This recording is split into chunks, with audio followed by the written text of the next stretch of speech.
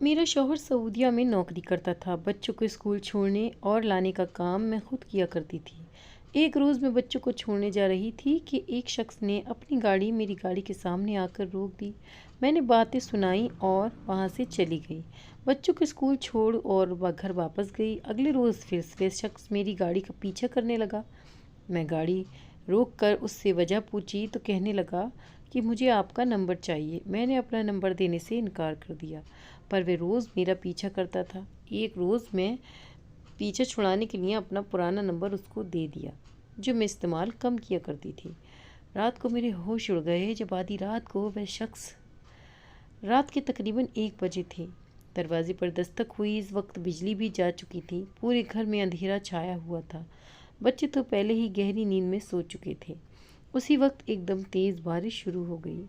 आज सुबह से ही हल्की फुल्की बारिश हो रही थी, पर रात के वक्त यूँ एकदम बारिश तेज़ होना और बिजली का चले जाना जैसे मुझ जैसी बहादुर औरत के लिए भी परेशानी का सबब था। मेरा शौहर ने जब मेरी डरी हुई आवाज़ को महसूस किया तो कहने लगे, क्या हुआ नौशीन, तुम इतनी डरी हुई क्यों लग रही हो? खैरियत तो है? मैंने अपना पसीना साफ़ किया और कहने लगी कि यहाँ का मौसम बहुत ख़राब है और फिर दरवाज़े पर होने वाली दस्तक ने मुझे परेशान कर दिया।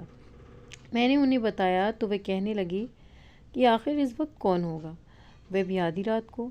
मैंने फ़ोन कान से दूसरे कान पर लगाया और बोली, पता नहीं, बिजली जा चुकी थी और वह दस्तक तेज़ होती जा रही थी। मैंने एक हाथ में टॉर्च उठाई और दरवाज़ा खोलने जा ही रही थी कि शौहर ने मना कर दिया। बोले कि दरवाज़ा मत खोलना, बस देखो कि कौन है। खुदा न खास्ता कोई चोर वगैरह हुआ तो तुम फ़ौरन पुलिस को बुला लेना। मैंने शौहर की बात मानकर धीरे धीरे कदम दरवाजे की तरफ बढ़ाने शुरू कर दिए। तभी मैं दरवाजे की सुराख में से झांक ही रही थी कि पीछे से तेज़ आवाज़ आई, और तो और बिजली, दूसरी तरफ बादल गरज रहे थे और किसी की भारी कदमों की आवाज़ ने मेरे रोंगटे खड़े कर दिए। पीछे मुड़कर देखने की हिम्मत जुटा नहीं पा रही थी कि कहीं मैंने पीछे मुड़कर देखा और मेरी जान ही न निकल जाए। उधर शौहर फ़ोन पर पूछ रहे थे कि कौन है। मुझे तो इतनी हिम्मत नहीं थी कि उसे बताती कि यहाँ क्या हुआ है। मैंने खुद को दरवाजे से टिकाया और सर उठाया तो मेरी रूह कांप गई, क्योंकि घर में तो 4 आदमी कूद चुके थे। वह मुझे नहीं देख पाए क्योंकि मैं अंधेरे में खड़ी थी और मेरी टॉर्च बंद हो चुकी थी। मेरी समझ में नहीं आ रहा था कि इतने खट्टे कट्टे मर्द मेरे घर में क्यों आए हैं।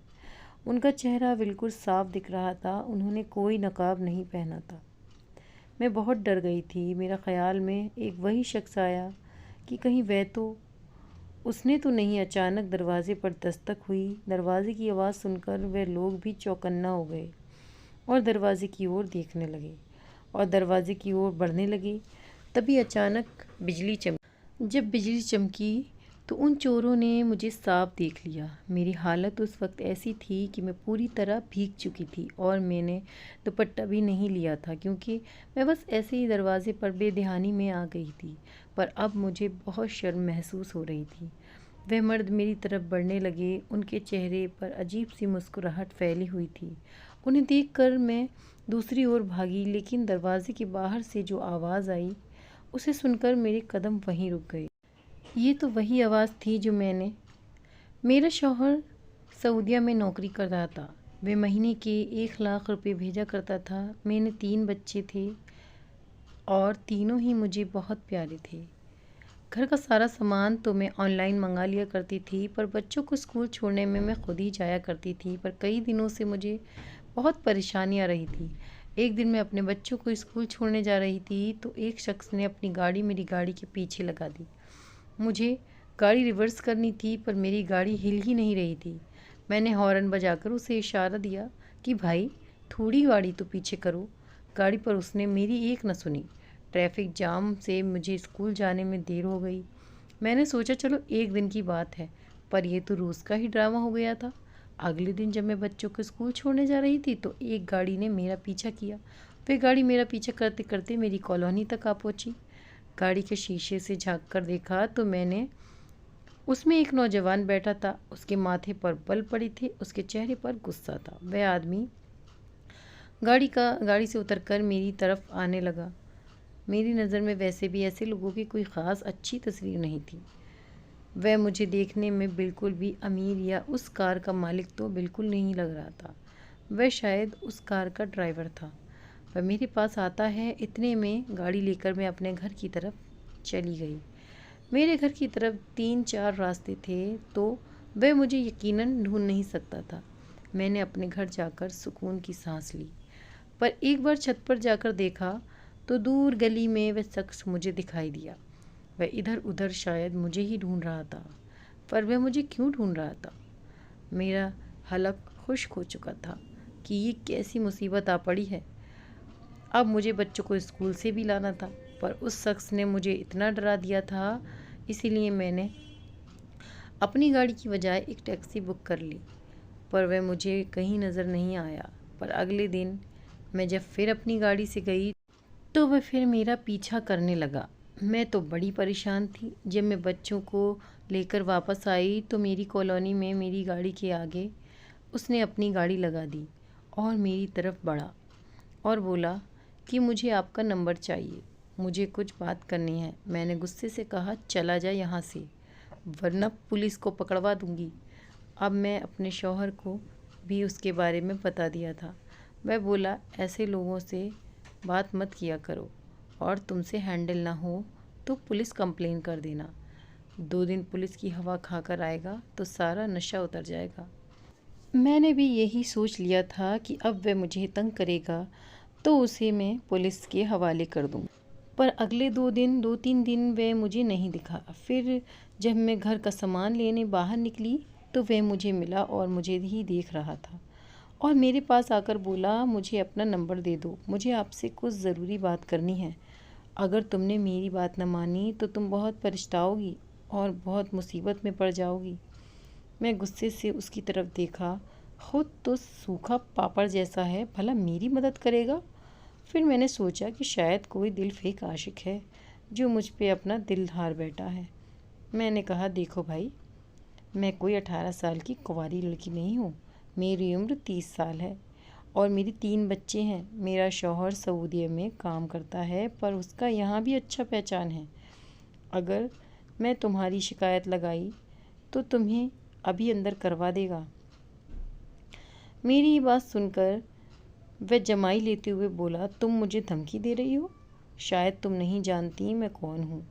अगर जानती होती तो ऐसी बात हरगिज़ न करती। अब चुपचाप अपना नंबर मुझे दे दो, वरना तुम्हारे साथ अच्छा नहीं होगा, फिर पछताती रहोगी। मेरी समझ में कुछ न आया।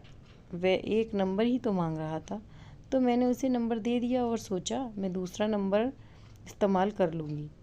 उसको मैंने नंबर दे तो दिया, पर नंबर देने के कई दिन बाद भी ना ही उसका कोई फ़ोन आया, ना वह मुझे नज़र आया, और तो और कोई फ़ोन तक उसने नहीं किया था अब तक। वह आखिर क्या चाहता था? वह मेरे नंबर का मतलब गलत इस्तेमाल तो नहीं करना चाहता था? दिमाग में कई वसवसे चल रहे थे। अगले रोज़ सुबह से ही बारिश हो रही थी। मेरे बच्चे बारिश में नहा रहे थे और बच्चों ने खेल खेल में फ़ोन को भी भिगा दिया था। उसके स्पीकर में पानी चला गया था। आवाज़ तो आ रही थी, पर कुछ कट कट कर आ रही थी। अभी शाम का ही वक्त था। मुझे रॉन्ग नंबर से एक कॉल आई तो मैं कॉल काट दी, पर कुछ देर बाद जब दोबारा कॉल आई तो मैंने सोचा वही शख्स हो तो शायद। तो फिर मैंने फ़ोन को उठा लिया। वह कहने लगा, खातून, मेरी बात ध्यान से सुनो। मैं बस इतना ही सुन पाई थी कि आवाज़ कट कट कर आने लगी थी और कुछ समझ में ही नहीं आ रहा था। इतने में मेरा फ़ोन बंद हो गया। ना जाने वे क्या कहना चाहता था। मैंने दोबारा दूसरा फ़ोन उठाया और अपने शौहर को आज की होने वाली बात बताने लगी। बच्चे तो नहाकर बुखार में तप रहे थे, तो बच्चों को मैंने दवा देकर सुला दिया। तभी मूसलाधार बारिश होने लगी। दरवाज़े पर दस्तक हुई और मैं दरवाज़े की तरफ जा ही रही थी कि शौहर ने मुझसे कहा, दरवाज़ा न खोलना, पहले दरवाज़े की सुराख से जाकर देखो। मैं देख ही रही थी कि मुझे अपने पीछे भारी कदमों की आहट महसूस हुई। मैंने मुड़कर देखा तो हट्टे कट्टे शख्स मेरे घर में दाखिल हो चुके थे। उनके चेहरे साफ नज़र आ रहे थे कि तभी तेज़ बिजली चमकी। उन्होंने मुझे देख लिया और मेरी ओर बढ़ने लगे। मैं दूसरी तरफ भागी, तभी बाहर से आवाज़ आई कि मैडम जी दरवाज़ा जल्दी खोले, आपको इनसे मैं बचाने आया हूँ। मैंने झट से दरवाज़ा खोल दिया। सामने वही शख्स था और साथ में उसके पुलिस थी। वह अंदर दाखिल हुआ और उन गुंडों के साथ हाथापाई होने लगी। अपने बच्चों को सीने से लगाए मैं सारा मंजर समझने की कोशिश कर रही थी। पुलिस उन्हें पकड़ कर ले गई। तभी वह शख्स मेरे पास आकर बोला, बाजी आपने मेरी बात क्यों नहीं सुनी? तभी मैंने उसे अपने फ़ोन की ख़राबी के बारे में बताया। वह बोला, मैं पुलिस का ही एजेंट हूँ, पुलिस को जानकारी देता हूँ, ये गाड़ी भी पुलिस की ही है, आपको मुझसे डरने की ज़रूरत नहीं है। ये लोग आप पर कई दिनों से नज़र रखे हुए थे, उन्हें पता था कि आप घर पे अकेली रहती हैं, पर अब आपको डरने की ज़रूरत नहीं है। मैंने अपने खुदा का शुक्र अदा किया। ये कहानी आपको अच्छी लगी हो तो प्लीज़ लाइक करिएगा, चैनल को सब्सक्राइब ज़रूर कर लीजिएगा और स्टोरी को आगे शेयर ज़रूर कीजिएगा। Thank you.